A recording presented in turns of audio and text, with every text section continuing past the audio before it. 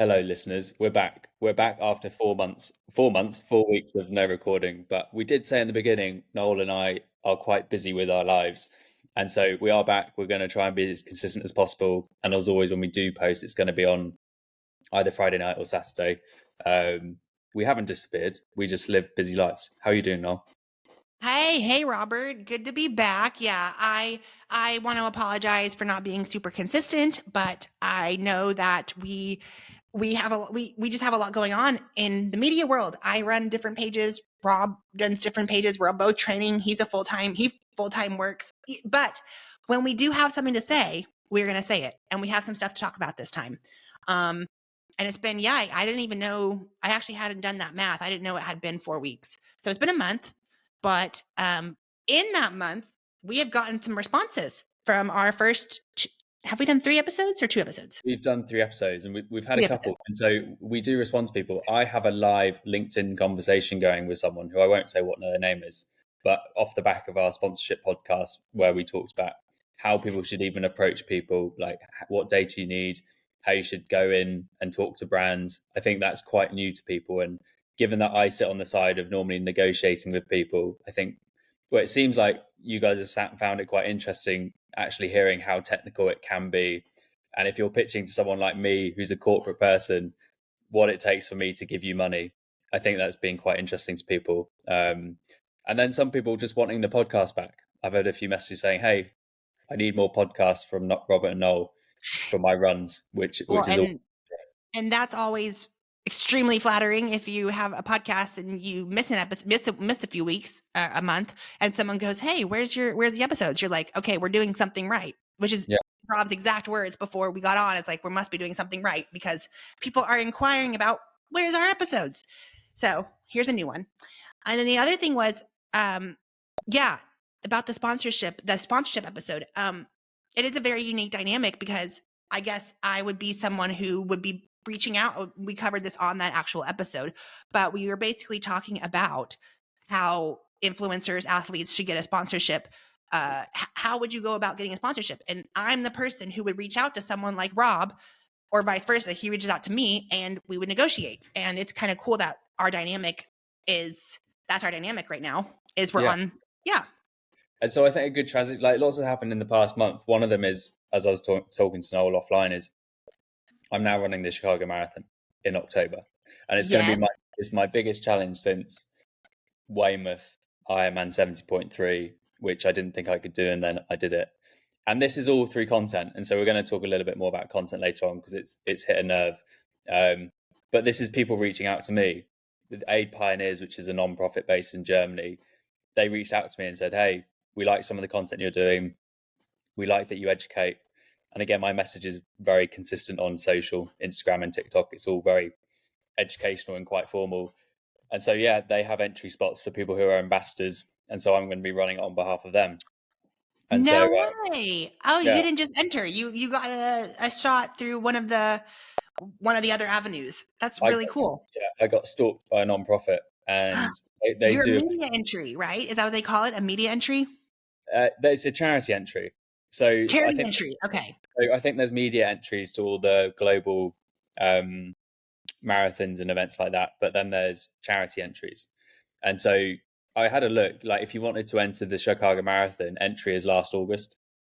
So like it's a big one, obviously. Oh, So okay. and I have got 7 months to train, but That was my next question is when exactly is the Chicago Marathon? October 13th. And oh, Rob, we're gonna have our two big days in October. Mine's Ironman World Champs on October 26th. So we can we can talk about, I'm interrupting Rob, but this is just coming to my head. So one of my social media focuses for the next year is to kind of do a build up of like follow my journey to the Ironman World Champs. And my content is going to all be kind of centered around this journey, this story of training, the highs, the lows. And I'm assuming you're going to be kind of trying to do that too with your media. Yeah. Otherwise known as a content arc. And so that's the fancy word. You have an arc where you have a start, and then you have the middle point, and then the finish. Yes. I mean, Nick Bear's, if you live in the States, you probably know who Nick Bear is, or Nick Bar, I forget how you pronounce his name. Yeah. I only came across him last year, but he's done extremely well, and his storytelling is exceptional. Like the way that he collates his content over months and months and months on the run up to a challenge. So I'm doing the same thing as well. I've just put my first YouTube video up. That, again, it's not high quality YouTube content. It's like day in the life of someone training for a marathon and working from home. It's like, how exciting is that going to be? But it's going to be factual, and I'm going to try and do it in sub 3. At the same time, first of all, I was about to ask you what you want to do your time in, and that's awesome. That's a really, really doable time for you, because you haven't done a full marathon, right? No, you've done a half Ironman, and you've done a few half marathons, but you've never done a full marathon. Correct. This exact weekend last year, I did my first ever timed half marathon outside of Ironman 70.3. And you broke 1:30, correct? Yeah, I did it at 1:30, and 6 kilometers. If you know technical running, 6 kilometers of the course in London was at a 6% gradient uphill. Okay. Oh, wow. Okay. So almost 30% of the race was going 6% uphill. And so, wow. And I did it in 1 hour 30. So I'm like, okay, if it's a flat course, that's probably 1 hour 25. Yeah, because the current world record marathon is from Chicago, the late Kelvin Kipton. I think that was that literally last year it was set. So Chicago is a fast course. They always say, like, if you want to go to PR, go to Berlin or go to Chicago. Well, I don't know if they say Chicago, but because Berlin's always notoriously one of the fastest marathons, is the fastest marathon. Is that right? Yeah, Berlin is like where everyone. Berlin has something about it. It's like, I forgot the technical. It's like slightly downhill or net downhill or something. But Berlin is where all the world records are.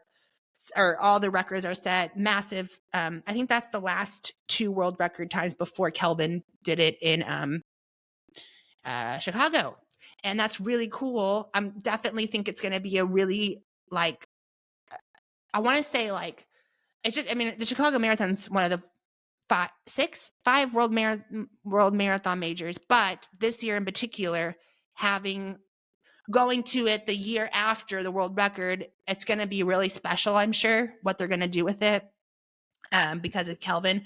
I want to see what. I don't really know what to expect. I love Chicago. I've been a couple of times. You've been to Chicago? Okay.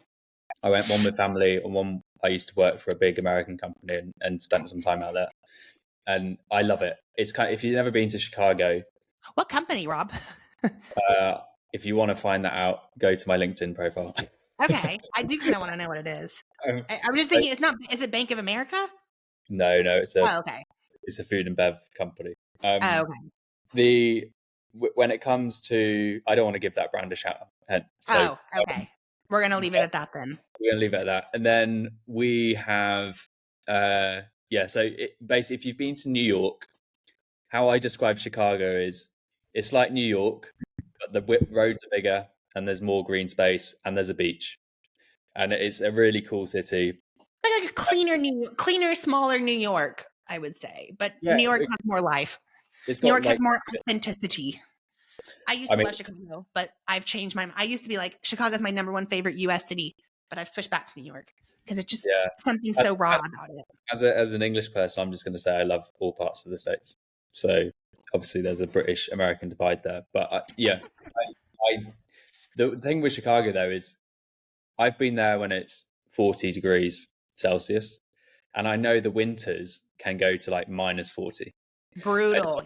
Brutal. And when you get to October, it could be one or the other, because seasons are changing. And so I love running in the heat, but if you want to run fast, you want cold weather, right?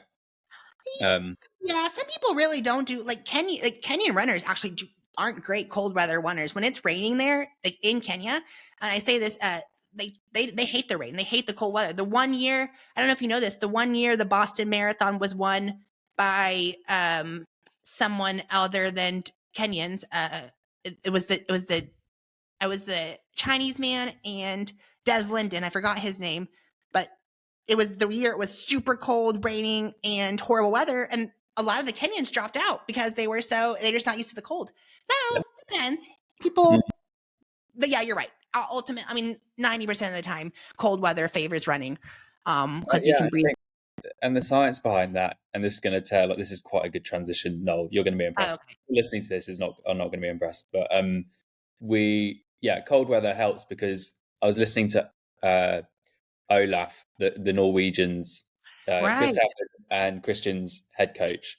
Okay. Christian Blumenfeld and Gustav Eden, his head coach, a while ago was talking about body temperature, and it's like you're a car. Like, so if you put 100% effort through your body, through heat and friction, you're only getting like 40% of the energy out into your legs and pushing you forwards. And so you have a really inefficient body. So say 100% of your effort, you think you're putting 100% effort in, but actually what your body's able to put through your legs and moving you forwards is like 40%, because we are inefficient as animals. Like, we have heat, we have friction, there's lots of things that take away the energy. And it's kind of like a car. If you have lower heat coming from your body, that's less energy being wasted as heat. And so if you can keep your body temperature lower, and I'm sure there's a limit within this, you are going to have more energy being put in for you going forwards. So like, you have more kinetic energy because less energy is being wasted on your body temperature. And so it's like an engine. Like, if your engine overheats in a car, you go slower or your car breaks down. Same thing. If you can keep your car's temperature a little bit lower, that means you're getting more of the energy actually being used for what you want it to be, which is going quicker and further. So there's something to that.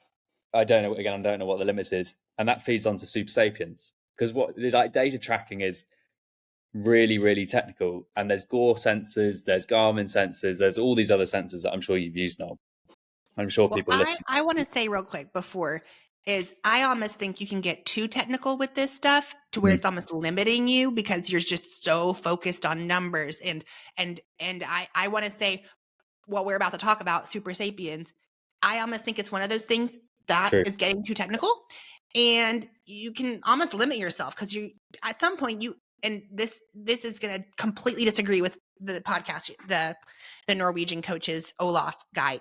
He's very into numbers and data, and I think at some point, it depends. Certain minds like it, certain minds don't. I'm way more holistic. I don't want to see a ton of numbers. I just feel like, but with that being said, yeah, I think there's a certain point where you can have too much numbers, too much data, where it's literally limiting. And you might, I feel like this is something you would disagree on with me, Rob, is because you're like limiting your mind, like you're limiting. You found your performance limiters, or you know your max VO2, so now you know you'll never be able to go fast. You know, like little like things like that.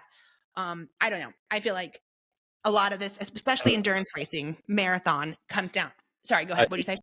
You're spot on. For 99.9% of people, this feeds into mindset. Like, whatever your mental mindset is, and if you're someone who feeds off other people, then, and you have a personality that your personal energy dictates how you perform, then you're completely right. Yeah, I'm very analytical. Like, you are. Yeah, which is so why it makes sense for you. Yeah, I almost don't care how I'm feeling. Like, I will look at the data. But the thing that because I used Super Sapiens 2 years ago when I was training for Weymouth, and Right. the thing that I had a very, very good coach who we've spoken about in the past, who was part of Team Charles Barkley's amateur training camp or training team, and he said to me from day one with Super Sapiens, put it on and don't look at it for 48 hours, Okay. and then look at it in 48 hours and assess. Like, imagine you spend 2 days just training and doing your daily stuff, and you sort of write down how you're feeling, and you try and analyze your feelings after you've eaten food, etc., after you've trained, and say, what did you feel like when you were training? Did you feel energized? Did you not? And then after those 2 days, then look at the data and see if the data matches perfectly with how you thought. And then, because then you're not using the data to inform how you're thinking, you're using the data to reinforce or educate you on how you actually performed. And so where a lot of people go wrong is and this is where Whoop can sometimes go wrong, and Garmin, and I use a Whoop, but if you use Whoop as let me look at Whoop to see how I'm going to perform today, that's kind of not what it's for. Like, you Right. should be like, you should be retrospectively looking at the data and then going, okay, for the next 7 days, I'm going to make this change. Then just get on with it. Don't look at the data. And after those 7 days, look at the data again and go, did those changes make an impact? But if you live your life by the data and go, okay, this says this today, therefore I'm not going to do something, then it's not going to work. Like last week, I ran 34 kilometers in London, and that's my longest run ever. Before that, I'd only ever ran 28K. I know some people are going to say only 28K, like it's still a long way, 34K further. Everything told me that the day after I would be knackered and wouldn't have any legs to do anything. And I woke up feeling super refreshed and I could do anything I wanted to. So like, it's weird how you think. And then I looked at the data and it said like, you're fully recovered. So, well, look, I had the Aura ring. I lost it in an Uber in Scottsdale. I cannot find it. It was a $600 ring. But a lot of times, this is kind of what you're saying. I would wake up in the morning and it said I got 4 hours of sleep, which is horrible. And then I would be like, so I look at it, but then I was like, okay, now what? Like, what do you do? Okay, but I'm still going to work out. But a lot of times, before I got it, my mindset was like, this confirms why I feel like shit today. This confirms, so say I felt horrible today, was not getting out the door. And I'm like, now I have an excuse. An excuse. I look at my what I looked before. I would have no idea how much I slept. I think I slept good, maybe not, but now it's confirming you only got 4 hours of sleep. Your HRV is super bad. That's why you felt horrible.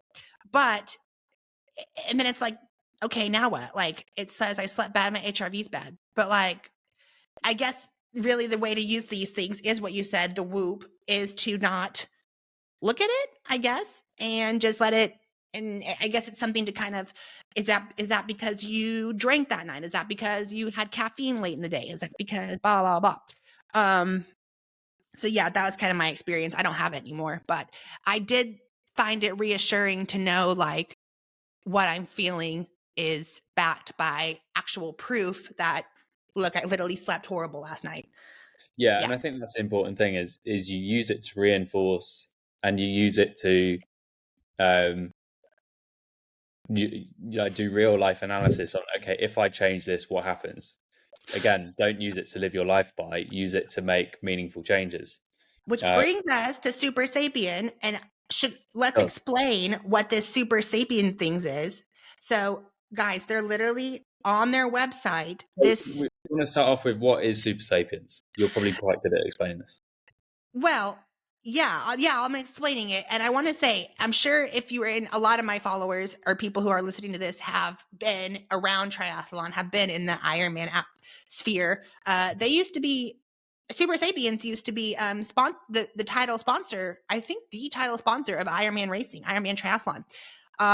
It is to be honest, it's literally what a diabetic person would use. I'm trying to find an exact definition. Do you have an exact definition? Yeah, I mean, it's to monitor your glucose. Yeah, Super Sapiens is a glucose monitor, but the software is designed for performance. Right. And so instead of taking your blood sugar because you're going to pass out, right? Yeah. It's to help you do these long endurance events a lot better is correct. The goal. And so if you're a diabetic and you've had your doctor's given you a glucose tracker before, what you see in your software is going to tell you your highs and lows, and it will warn you when you're getting low, etc. That's not what Super Sapiens will tell you. Super Sapiens will tell you, in the same way Garmin is different from Whoop. Like Whoop has 3 data points that it talks about. You have sleep, you have how recovered you are, and there's a third one that I'm forgetting. There's 3 core data points they always talk about. With Super Sapiens, it was, are you ready to perform? What is your glucose score for performance? And all the information within it was about, if you could get your glucose score into this zone, this meaning depending on who you are and what the data says about you, you need to get it your glucose up or down to perform best. So it's never about are you a diabetic or not. And some of the data will help you, of course, understand if you're diabetic or not. But the whole UX and UI of the app was designed, if you are performing, where is your glucose at? And therefore you can make changes to your diet or have a gel to spike your glucose to perform.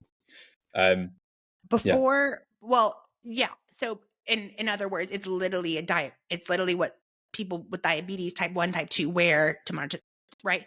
But before we explain what happened, I want to say back before this even came out, long before this came out, I was doing triathlon.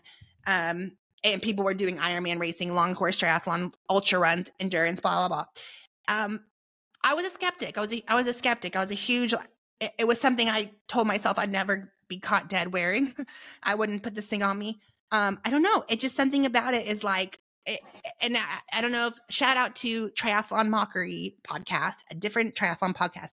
Back in the day, like 3 years ago, one of their first few episodes they did, they talked about this, about Super Sapiens and why it doesn't seem super, I don't know. There's definitely a place for it for athletes who really, really want to focus on. I guess one of the main things for me was like, it doesn't give you real time data, does it? Yeah, it's real time. But like in a race, but Rob, like say you're in a race and say you're in the middle of the bike and you're like, yeah, again, it's how I compare this to is, let's see how many people have a crossover here who are listening to golf.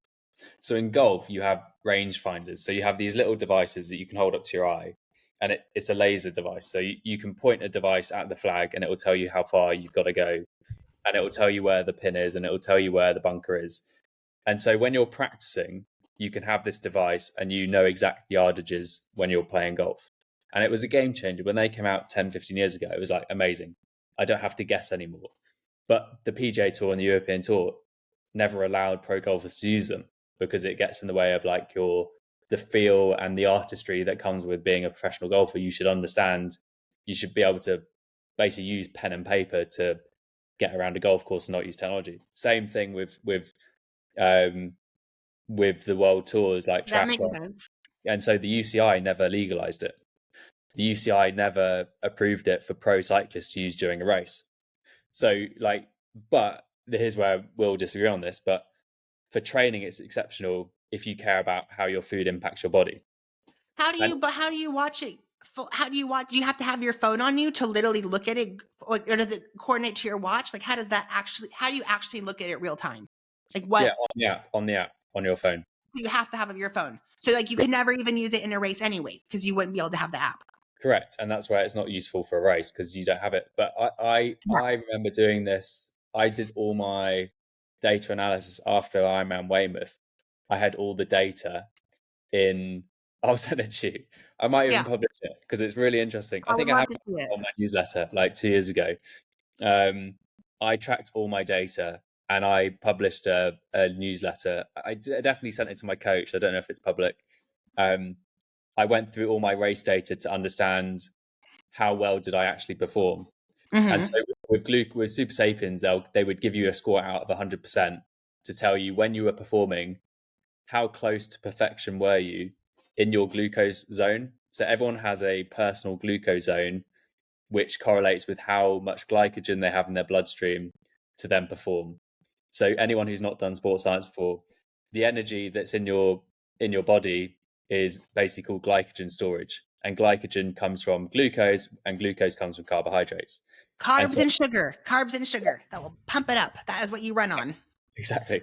And unless you're fat adapted, and we can go into that at a different time, but whole different thing. You still need carbs, but whatever. Yeah.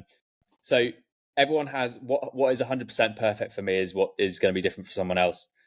But I was in the 95 to 99% perfect range for everything apart from my run in Ironman Weymouth. So the swim was perfect. The bike was perfect. And that correlated perfectly with, I did the swim as best as I could. I mentally thought that. And on the bike, we smashed my target time by 9 minutes. So I was like, mentally, this makes complete sense as well. I was well energized. I had my gels at the right time. I had my sugar water at the right time, etc. And then the run, I had massive back issues that led to a few things, had back spasms. And that correlated exactly with the data. My glucose score out of 100% for the run was like 5% out of 100. Hold on. Question. If you did the bike correctly, though, 95%, that should set you up. I mean, not for the full half marathon, but wouldn't that set you up to run well? If you did the bike, your glucose level should be perfect starting the half marathon. Was it saying it was I off? was well energized off the bike. Okay. And then and you dipped off. And then when I started running, I had massive back issues. So the issue was I had massive back spasms, and that correlated with massive abdomen spasms. That meant I couldn't consume any water, any gels, any food, because my body wouldn't take any more. Like, it just would get rid of anything. Without going into too many details, it would get rid of anything that my body wanted. So I started the half marathon trying to get gels in, it wouldn't have anything. And then to be clear though, this is very interesting. I'm actually just thinking these spots. I'm like interviewing you now because I'm like thinking these questions on the spot. You kind of knew you messed up anyways without the glucose monitor. You knew that the run went to shit because you would have known that without the glucose monitor. Correct. I didn't need the glucose to tell me that, but it was a good correlation. It was like, right. Okay. What it was like to me is when I looked at my data afterwards, I was like, if I had fought the pain off and I just pushed through the pain, did I actually have the energy to do it? And that would have told me I need to get mentally stronger. I just need to force myself through pain a bit more. That makes sense. But what I actually found out is, no, I was in a lot of pain and I didn't have any energy. Okay, no, this is actually really good. That makes a lot of sense. Like the first time I ever did a half Ironman, my first half Ironman ever, I was miserable. I was like excruciating pain, and I think it turns out I was completely dehydrated, like so dehydrated. And in my mind, I was thinking I was just being weak. I wasn't tough. Like I wasn't being tough. And I was like, no, I didn't pee for like 6 hours afterwards. And I was like, I am completely dehydrated. And I guess what it did is it told you, it showed you that no, you weren't being a bitch. You weren't being weak minded. You literally had no energy to run. Yeah, I literally had no energy. And so this is why, and this is why it was good is, again, I'm very analytical. So I thought I was pretty mentally tough for the Ironman, because I was terrified of ocean swimming and I got through it and all that stuff. And I fought through the pain of back spasms. But then I was like, if I fought through back spasms on the bike, then why can't I do it when I'm running? And why can't I like do a full stride? I was only take half strides, and cadence was super slow. I was like, actually, when you look at the data, yeah, you didn't have any gas to put the pedal down. So that's why these data trackers are horrible. Which is, I guess when you put it like that, it does make a lot of sense. Back when Triathlon Mockery did their review of this, it kind of clicked to me where like, if you can't see it in real time, I guess to me, like say you're, and I'm really picturing an Ironman, a full 8 hour distance, full 9 hour distance Ironman. Say you're like halfway through the bike, and if it would be cool if you could literally see somehow, like on your bike computer even, which I think at one time that might have been their goal, was to have that on the bike computer, and you could literally see your glucose levels dropping off.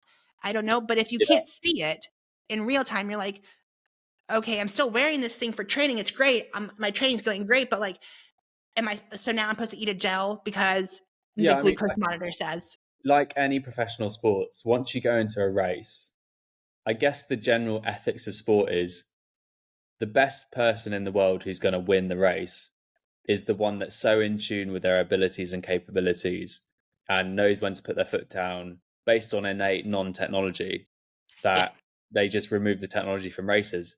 You know, you look at golf, and golf now has a partnership with Whoop, and so they broadcast live heart rate data to the TV screens. Now, I'm unaware if PGA Tour players are allowed, or live golf players are allowed to look at their phones during a round, but it's the same thing. They would be able to, if they can have their phones, they'd see heart rate data. Now, you know as well as I do how important it is to stabilize your heart rate, because it can get around nerves and things like this. And one of the biggest drugs that I was always taught about sport performance enhancing drugs growing up is beta blockers. They're the ones that stabilize your heart rate and they stabilize your nerves. Well, it makes it unable to get your heart rate up. You can't, if you're on beta blockers, you cannot get your heart rate up. Yeah, I thought I was kind of there with that. So yeah, again, this is a very well-known fact. Like in professional sports, you should be good enough if you're a professional to understand your body, understand the signals of your energy levels, understand your mental mindset, understand how to overcome adversity in the middle of a performance. And that's why people outlaw technology. However, sport is an entertainment business. And I think, when I watch golf and it shows the Whoop score, it's quite entertaining to see someone's heart rate. Yeah. Because you're like, how nervous is this person? Like, are they under pressure or not? And it's the same. Like, I would love to be able to watch the data coming from the Tour de France riders when they're cycling up. That would be amazing. Can you tell me? Do you remember someone's specific heart rate during watching the golf? I don't does it go over 100s or is it all pretty relatively low? I don't know. But I'm really actually interested in that because my heart rate cruising at an easy run pace is 130, and that's running. So I'm wondering if they're golfing, if they're actually that nervous. Do you think it even touches the hundreds? And they're older men, so and women. What's fascinating is when you watch, say, a playoff in a golf event. If you've played a sport for long enough, and this is not just sports, it's in other ones, you can kind of look at two competitors and understand and pretty much have a good guess who's going to win the playoff before they've even hit a shot by their body language, and things like that. And that body language has a direct relationship with what's going on inside your body. And so if someone looks nervous, there's probably why their heart rate's up. There's probably not breathing properly. And imagine if you could see the data alongside that. I think it'd be really interesting. There's some events in golf. You've got the Ryder Cup where you have people chanting. I think that every professional golfer who's played in the Ryder Cup says the same thing. The first shot is the most nerve-wracking shot they've ever had, ever. Really? Doesn't matter which event they've ever played in. The first shot at the Ryder Cup is incredibly nervous. And I'm guessing it's the same if you're in a playoff. And I'm guessing it's the same if you're on the start line of Kona. Having been on the start line of Kona, it's horrible. And I'm just an amateur, not even a pro. It is. It's like the longest. It's I think we tread water for 3 minutes, and it's just it's the longest 3 minutes of your entire life. Should we read why their statement, since we're on the Super Sapiens topic, should we read their statement real quick? Go on then. All right, you guys. So Super Sapiens is supersapiens.com this is their press release. It is with a heavy heart that we announce a significant transition in our operations. This period of strategic restructuring is both a reflection of our commitment to our mission and an acknowledgement of the evolving landscape in which we operate. Despite these changes, our core mission to empower athletes with innovative insights into the performance remains steadfast. The journey we've embarked on together has been marked by remarkable milestones achieved through the collective effort of our community, our dedicated team, and our inspiring ambassadors and partners. Your unwavering support and commitment have been instrumental in pushing the boundaries of what's possible, embodying the essence of perseverance and excellence. We are Super Sapiens. So there's more. That's enough. It's kind of people. But it doesn't sound like. Does that sound like they're quitting, or it sounds like they're changing. How did you read that? Marketing guidance. In business talk, that means they've got. I'm completely speculating here. I don't know anyone at Super Sapiens. Sounds like they got a debt problem. They don't have enough funding. Oh, okay. To me, that didn't sound like they were going out of business. Well, if you have a debt problem, it doesn't mean you're going out of business. It means that you might be being bought by someone.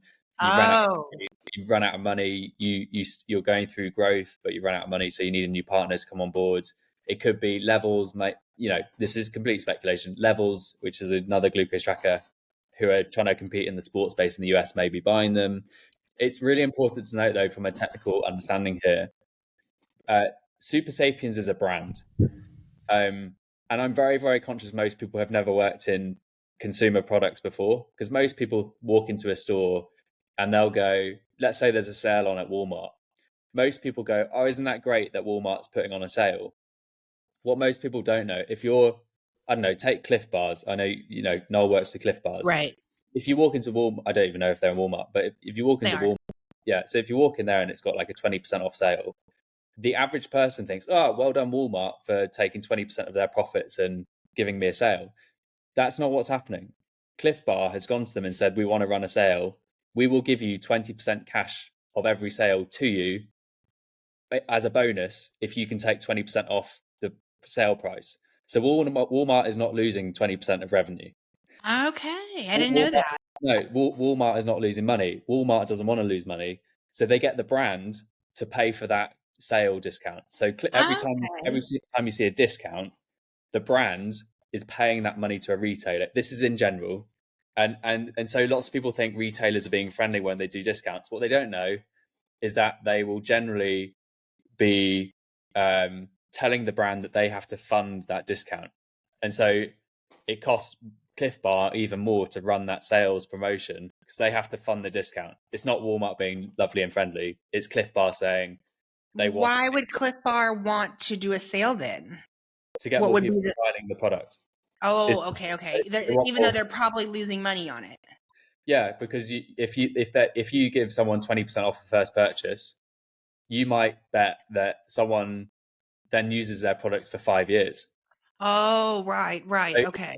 if you give someone a 40p discount off or 40-cent discount off a $4 bar, but then they're going to spend $200 over the next 5 years. Because they love it. So that's how it works. And so the point with Supersapiens is it was always a brand. They never owned the technology. I remember when Abbott Lions is the brand, the company name, I've just remembered now. So the technology was always ran by Abbott Lions, which is a pharmaceutical company which licensed their technology to Supersapiens. And so as Supersapiens is shutting down, the technology is still there. I don't know, but I'm guessing their technology is what's used in Levels, and it's also what's used in Zoe. All these brands have not created their own sensor technology. They've bought it from a supplier, and they've used, everyone knows about the Boeing issues right now, where the window fell out of the Boeing plane about 3 months ago. Like Boeing gets parts from lots of different people and puts them together. It's the same thing with the brand. Like they don't manufacture the parts; they just kind of put it together. So yeah, Supersapiens always just licensed the technology. And so multiple things could be happening. Either Abbott Lions is going out of business, but that doesn't make any sense because glucose tracking is booming as a sector. In America, they still need it. I mean, everyone needs a glucose tracker who has diabetes. You have to have one. So it's booming. So like when you look under the hood, that business sector is booming. So it means there's an issue with the brand. Either they're too niche and they're just focused on triathlon, but they do have world champions like Christian Blumenfeld and Jan Frodeno were their headline sponsors. They were, but the thing is, they probably threw all their all their stuff. Actually, completely. Someone can correct me on this. I'm almost thinking I was pretty sure Jan had some stake in the company because I'm pretty sure all the sponsors he works with, he has stake in it, but maybe not. I don't know. But it is very niche. But even if you walked around and seeing these age group athletes wearing this, and they're still doing I guess you would see one and you're like, I've been in the sport, like I said, forever, and I see someone wearing it. And I'm like, but did that help your performance at all? Like you're paying $45 a month or something to a subscription service to read for that $45 a month or whatever, wasn't it pretty expensive, the subscription service? Yeah, really expensive. It was huge. I remember that. I remember hearing how their website is still live. So I'm on their website. Wait, not on my end. On my end, it was the no. So if I'm gonna share my screen, let's see if this works now. Yeah, you can. You can do it on here. You can share a screen. So I've done it. Can you see? Perfect. Oh wow! Oh my God, you guys! So for people looking, the top subscription is €200 a month. Yeah. That's like $300 a month. 160 is the most popular. See, who in their right mind would be paying for this? That's basically for what you're getting out of this, you might as well hire a nutritionist, someone cheaper, and then go upgrade your bike after. I mean, it's insane. This is a good debate because if I had hired, so you'll see this on the screen if you'll see here, obviously, by 1 month, it's €200, and then 6 months, it's 150. So you get a bit so you get a bit of a discount. Now, it is crazy. I always thought, my gut instinct hit, look at the 32,000 members. That just means app downloads. It doesn't mean 32,000 purchases, etc. Oh. I can read through the marketing chat here. But then you look at the people who they advertise. Kipchoge, obviously one of the world's best marathon runners. Team Jumbo Visma, which is a UCI Tour de France team. I love Lisa Norden. I love her. You I met probably her in know. Western Australia. Yeah, you've met everyone. So But the thing is, like, these guys aren't relatable. Like, who, yeah, like, see, to me as a consumer, I'm just getting into triathlon. This is where I'm going to go next with my money, my $200 a month. I'm going to try so to get a Super Sapiens.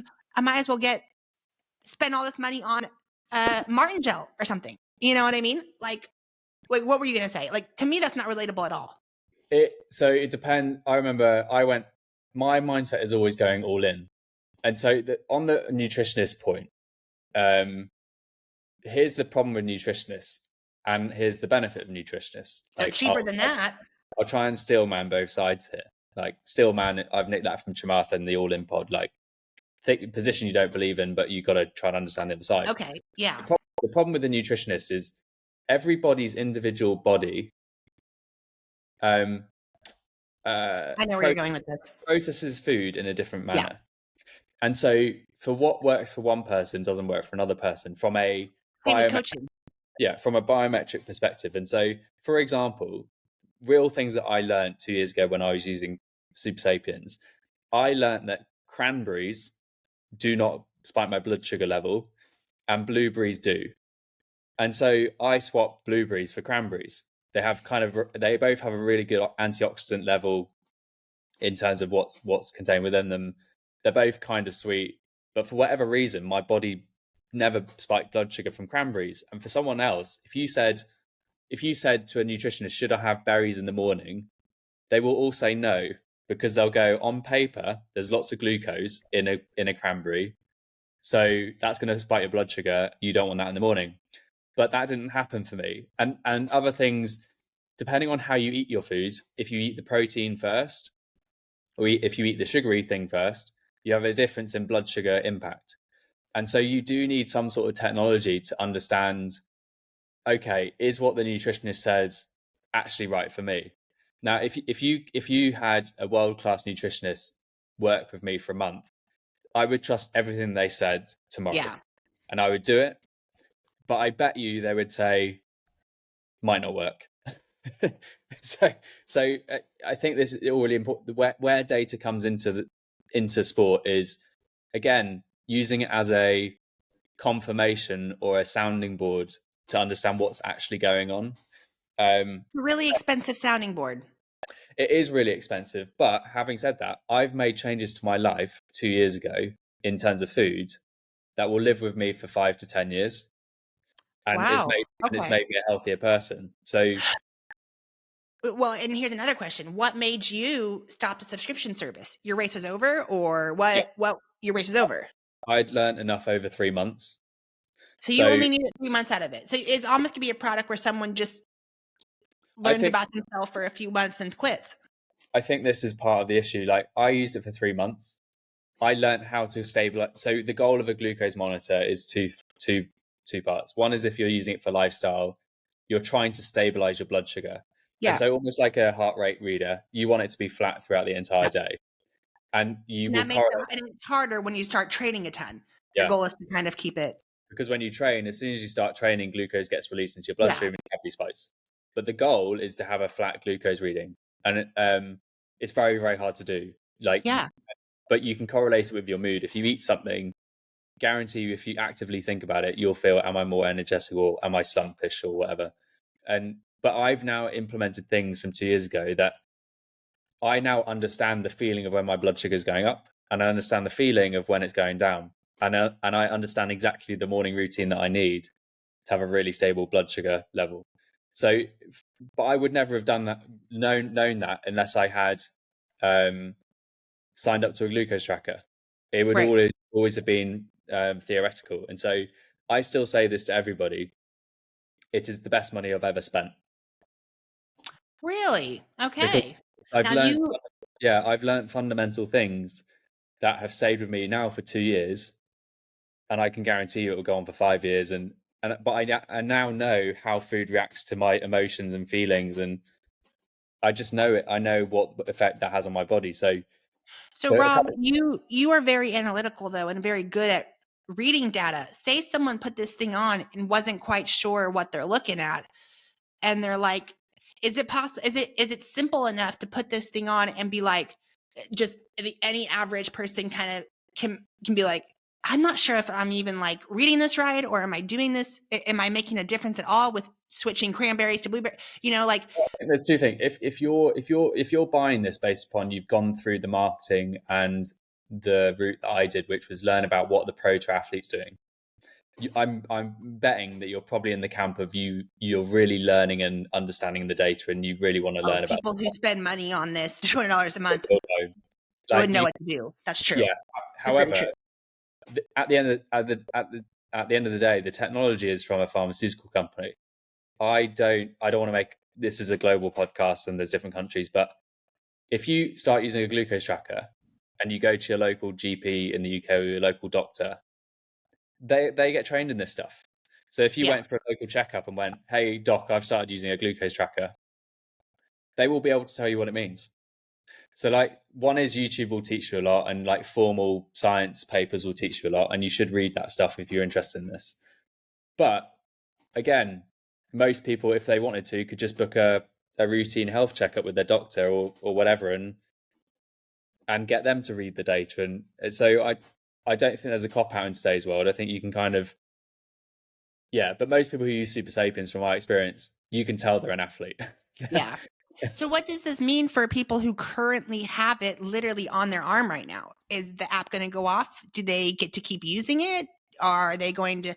And also, my other question was, if anyone's ever seen this thing, was it spike? Did you actually like poke it into your arm, or was it just a sticker? No. It's a proper. It's a needle, right? 1-inch needle that you do like this, and you go, and it's completely painless. It's bizarre. There's no pain. How is it painless? No idea. No idea. And it just tells you, and you have to get it in the right spot, or just kind of general area. General area. Okay. But it's the back of your arm. They said back of your arm is where it has to be. Back of your arm, though. Yeah, it has to be back. Okay. Of your arm. So yeah, I am very curious of what this means for people who are currently using it. Like, I guess they could still keep it on. The app won't work. The app won't work. It'll eventually stop updating in the store. Actually, DM us. Noel, everyone knows how to find Noel, and you might be able to find me on Instagram. Yes. If you are a current Super Sapien user, please DM us and let me what you're gonna do. We like really technical questions. Like, I love the technical questions. Like, I had a really technical person reach out to me on LinkedIn asking me a proper, like, real questions. Like if you are someone who's competed in, you take this stuff really seriously, and you actually have methodically used Super Sapiens for a while. What we don't want is like, how do I get a refund? We don't know how you get a refund. Yeah, exactly, Rob. Good. Yeah, we don't want. I want to know, like, what is your next step? Now that you might not, are you going to get another one? If you actually believe in the technology and like this is gonna, I would love to know what your next step, what you're going to do. I think with this. But Levels is obviously a big company, and I'm going to check on Levels actually. Now I'm on the internet. Levels glucose trackers. Another thing that Rob mentioned, which I completely forgot about, is Super Sapiens was never able to sell in the US, which is a big deal. It is a big deal. And I didn't know this, so we went through the press release before coming on air, and then we've obviously gone through it on here. But they never got approvals to sell in the US, and they never got approvals to sell in Canada. And they only got certain rules, authorization to sell in certain parts of the European Union, which is when I bought my Super Sapiens. It didn't get delivered in the UK. I live in the UK, but it came from somewhere else. And I was like, why? That's really annoying. It's so annoying because there's import taxes and things like that. Oh, right. Which came in after Brexit. And I'm not going to talk about politics, but you now pay taxes if something gets imported into the UK, and it's annoying. But it always fascinates me because it was always a global sponsorship. So the fact that they didn't have, it's a really weird thing from a marketing perspective. You can't sell it in the US, yet you're sponsoring Ironman, which is predominantly a US organization, and sponsoring US Ironman athletes. Like that's like five. Like I remember Sky Munch. Sky Munch is one of them, and she's a US. And Matt Hansen. These are US based Ironman triathletes, and what if their followers go, well, where can I buy that? Well, you can't really buy it. Like, how do you buy it? I forgot actually what they did. If you're if you want a glucose tracker, I reckon Levels is the one that's going to take over. So Levels is taken over. They were going to say they're entering into the UK, and then they sent me an email a while ago saying they're not entering the UK anymore. But it's the same price. I'm just really shocked by how expensive this stuff. If the goal is to get this stuff into people's hands so they can improve their health, it's just really expensive. Like all is it the same type of price, like $200 a month subscription? Yeah, Levels. I'm gonna have a look. Levels, glucose monitor USA, and there's one called Veri. Veri spelled VERI. It's just really expensive. So there's clearly something that a competitor with technology needs to come in and go reduce it by 10x. So like my view is that it should be the price of a Netflix app. Yeah, So yeah. If it was £8.99 a month, and this is where people get annoyed at pharmaceutical companies because the technology is pharmaceuticals and they can make a lot of money through licensing. Right. But someone eventually will come into the market and go, do you know what? It's stupid that we're charging people $100 a month to track their health. And there's a monopoly. So I think you'll see this come down in price if it becomes more important in the future. I want to add, if you are, and like I know a lot of beginning triathletes might be part of our audience, or even people just who want advice with triathlon, running, stuff like that. I want to say my 2 cents, Coach Noel's 2 cents is you don't need this at all. If you are just kind of getting into this sport, or ever, but especially you would be better off paying. If you're really going to pay $200 a month for something, I would pay $200 a month for a coach or a coach over your glucose. This is not a need. This is not a need. This is not a need at all. It's like we were talking about a few episodes ago. You do not need a $16,000 bike. Exactly. But is it going to make a difference versus a $4,000 bike? It is, but it's not going to beat you working harder in the gym. Yeah. Yep. And all that really matters is like I did a very, very good Ironman recently, and had I trained with glucose monitoring leading up to it, I don't know, would that have made it? Would that have been the difference between first and second? But what would have been fascinating is, imagine if you had known the reason why you were able to smash your time this time around is you were just better. And I don't know your fueling strategy, whether you changed anything, heat conditions or whatever it was. Right. It would be fascinating if actually what happened is your nutrition was just on point and you were in that glucose zone for the whole time, and that's why you were able to go from, I don't know, what was it, 10 hours to 8:50. It was 9:18 to 8:42. So which is crazy. That's 40 minutes. So you know. And you're right. And you know what? Now that you are saying that, Rob, that would in hindsight be very cool to see. What did I do during that race versus that race? That would be freaking amazing to see. That's one instance where this actually would have been really cool to see. Like, that would have been really cool. I'll never know. And it's why the elite athletes who have already got, but that's true. Because that would be actually really cool. But in order for that to have happened, I would have had to wear it for both of those races, right? And yeah.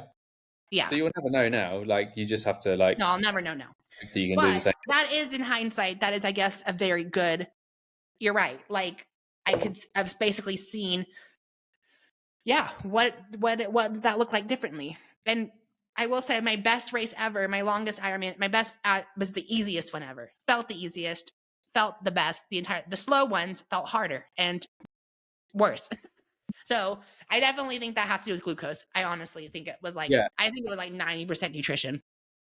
Yeah, as with everything. So and I listened to a podcast with Will Ahmed, who runs Whoop, and they've made it clear they're not trying to do a glucose monitor, which I think is, as a user of Whoop, it's funny where try not to be political for a second, but X and Meta are trying to create an everything app.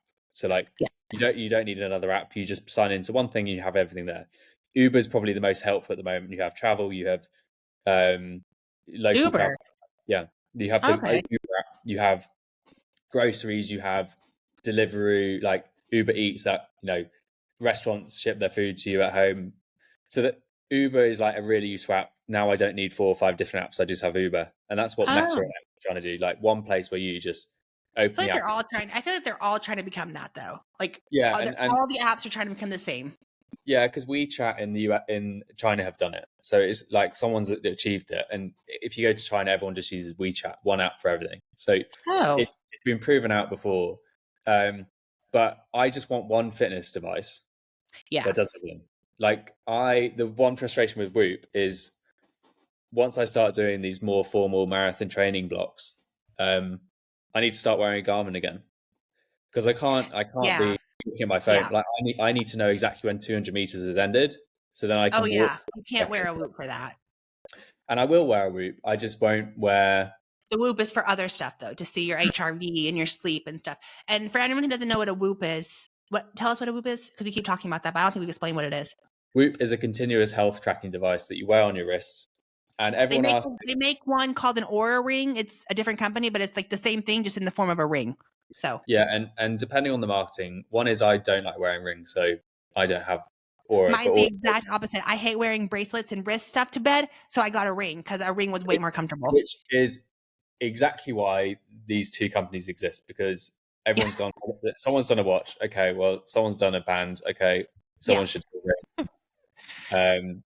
And I will say the Whoop thing, though, in hindsight, seems like a lot better idea because I wouldn't have lost it. I lost my ring because it just came off when I pulled my glove off, and it was $600. And I don't know, I don't wear rings and I'm not married. A ring seems a lot easier to me to lose than a Whoop than a band. I don't know. You haven't lost your band. The reason, if you are actively deciding on these, the reason why there's a debate, Apple Watch versus Whoop versus Oura Ring, is how your blood is, especially blood oxygen reading is done via. Now I'm not a scientist, but basically they're firing light through your blood, through your veins, and they're tracking how quick it takes to come back. I think. DM us if you're actually a sports scientist, but from what I understand is you have, depending on where on your body you're tracking, there's different blood flow, which means it's a difference in you're going to get different data. So if you listen to Aura's marketing, they say it's more effective to have it on your pinky finger. If you're Whoop, they say the best place is to have it on your wrist. It's marketing. It's all, and honestly, it's all kind of like, if it's all kind of in range. I mean, it was pretty obvious it was working because I would it told me I slept 4 hours 40 minutes, and I'm like, yeah, that sounds right. I slept horrible last night. That sounds, but anyways, I think one of our episodes should be just a list of we should just talk about gadgets. Like our next episode, Rob, we should just talk about gadgets that we love, like or don't. I don't know. That'd be kind. I once made a whole TikTok on different gadgets that I like, triathlon gadgets, Garmin. They have these run sensor pods. I don't know. That'd be a cool episode idea. One thing that I do want to talk about at another point in time, because I get a lot of comments on it, is and it does my head in when I respond to everybody on Instagram. I had a reel go to 10.8 million, and I responded to everybody just so everyone's really. That's I have a lot of work. I have a tool that helps me, but I do set it up personable, and I don't even know what tool that is. I'll tell you offline. It's okay. Really helpful. But it's impossible. What really annoys me is on my Instagram is I share stuff that I do and that has actively helped me, or stuff that I know other pro athletes have done and share that information. I talk a lot about breathing through your nose.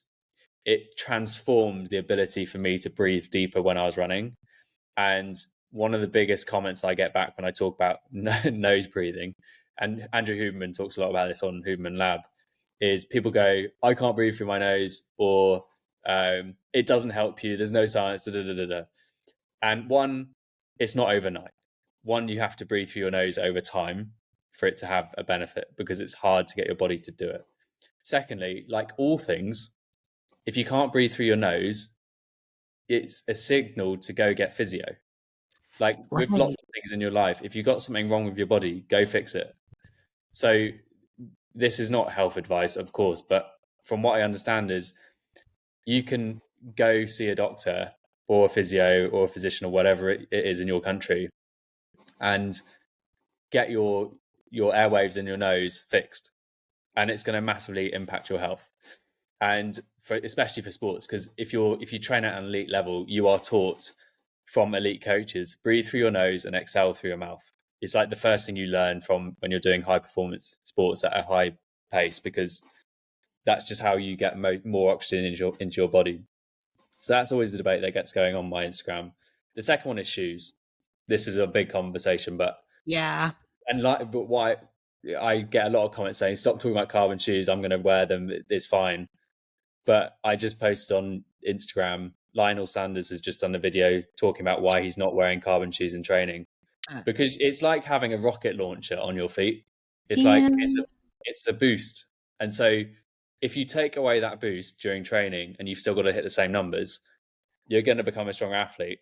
And secondly, I have to, it's hurting me not to jump in real quick. I wouldn't take, this is where I just would listen.